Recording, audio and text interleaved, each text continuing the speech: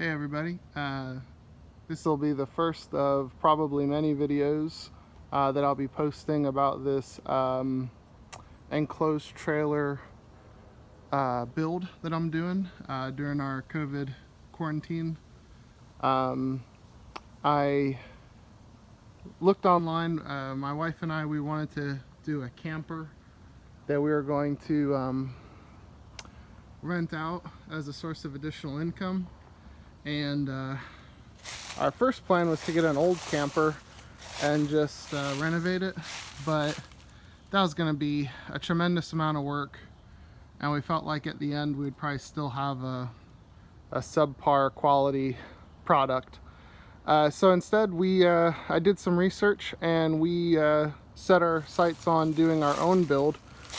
Campers have a lot of things that we don't need, and we decided to just go with a high quality camper, cargo trailer rather, and just kind of build it out to exactly what we need. So it's basically still just in the very beginning stages right now. We picked this up a few weeks ago, drove down to Georgia to get it from Grizzly Trailers. Is some great people down there. They gave me a fantastic price on this. I'll tell you a little bit about it before we go inside. This is a 7 foot wide, 14 feet long. Typically a 7x14 has a tandem axle, but I chose to have a single upgraded axle instead. So that's a single 5,200 pound axle on there with a nice huge 6-lug tires and rims on it. It's kind of funny from a distance. It makes the whole thing look like a little tiny 6x12, but it's a full 7x14, and we got it punched up to 7 feet tall on the inside. So what that does is that allows us to put in some flooring. I'm doing a full 2 inches of insulation plus ceiling material on top, so about 2¼ inches off the top ceiling, giving us room to run electrical and lighting, and still be able to, for a nice tall person to be able to stand up and walk around in there. It does have the V-nose, which is good for towing. I did tow this all the way back from Georgia with my little V6 truck, and it did fantastic. Dry weight on this is 1,400 pounds. I don't think I'll ever put anywhere near enough to challenge that 5,200 pound axle, but I like the idea of overkill. So let me show you what I've done so far.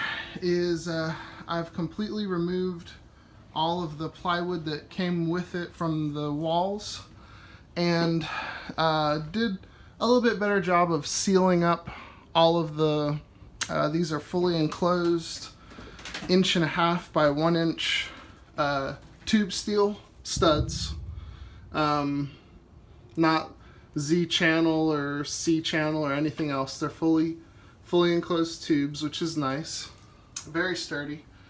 So what I've done is I've pulled all the plywood out, which I'm standing on here right now, and then sealed up the studs, and I've started going ahead and framing everything out. So these are where we're gonna have windows. I went to Lowe's and bought some of this nice good quality 1 inch thick by 1.5 inch wood.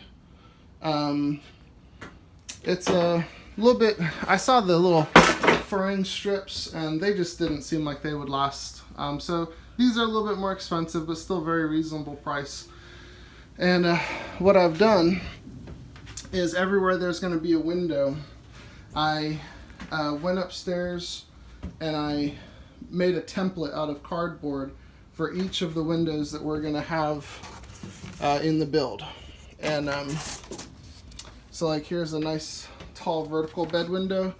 I came in, I measured it, I put it, chased it out on the wall, and then framed in around it. So it'll be a nice and sturdy place to hook onto. That took me a lot longer than I thought it would. But it's all done now. We've got a tall vertical window by one bed that's going to go vertically here. Two smaller horizontal windows where the other twin size bed is going to go right there. Our kitchen is going to be over here. So we've got a nice huge kitchen window. I bought literally the largest size that would fit between the studs, and it fits just perfectly there. And the only other thing I have to do is we are going to have to cut one of those steel posts there, because I got a large access hatch to the V-nose from the outside where we're going to have all the batteries, and unfortunately it would have just fit between a 24-inch on center studs, which is what this is, but on the V-nose they didn't do 24-inch centers. They just did one post in the corners and one smack in the middle, so those are actually like 18-inch on center, and so that'll have to be cut and re-welded to have our access door. So that's our next step. Then oh yeah, and there's the vents in the ceilings. I already framed those out too. Then the next step is to go ahead and start putting in our insulation in the walls. We're gonna buy a 1-inch thick foam board to go in all the walls, and then start laying out where we want the electrical to run. I think almost all of the electrical I'm going to be running will be through the ceiling and through the corner where the wall meets the ceiling. I'm going to leave a nice big gap there and run some crown molding to hide it. But very little, just a few places is going to come down through the walls from the ceiling. So I don't think it'll be too challenging.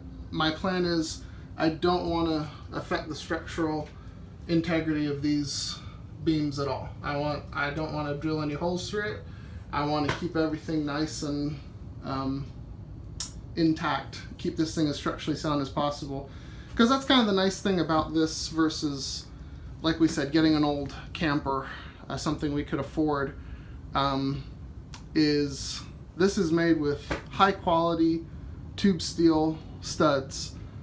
Some of those old campers that we could afford and fix up, they were stick built with not much more than the wood I'm using to frame out the windows is what they were using as their support beams. So we feel like this will be a much better quality if we build it correctly and maintain it well. I see no reason why this thing couldn't just last forever, you know, within reason. But we're really excited about it. So more to come. I'm gonna run some just one line of this wood beam material. I'm gonna run just one single line right down the middle where the ceiling is slightly bowed, just to give the ridge a little bit more support. And then we're gonna start throwing in some insulation. So more videos to come. All right.